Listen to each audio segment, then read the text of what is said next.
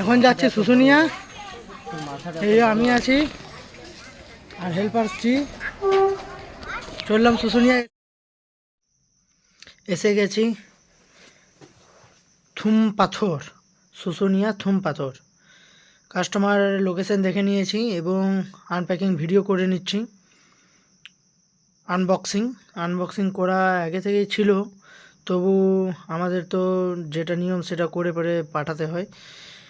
পুরোপুরি খুলে ভিডিও করে পাঠিয়ে দিচ্ছি। ঠিক আছে বন্ধুরা, ইনস্টলের পরে আমি আবার ভিডিও করছি। ইনস্টল কমপ্লিট হয়ে গেছে, এখন ভ্যাকিউম করছি।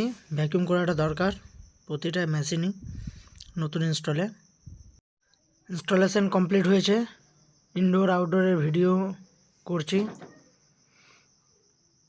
ইনডোর আউটডোরের ভিডিও করে পাঠাতে হয়।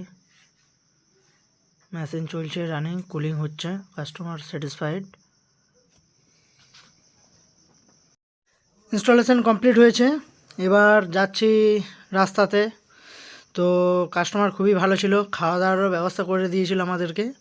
আমরা খাওয়া দাওয়া করে পরে কমপ্লিট করে আমরা এবার বাইকে যাচ্ছি। হেল্পার বাইক চালাচ্ছে বিট্টু, এবং আমি পেছনে বসে আছি।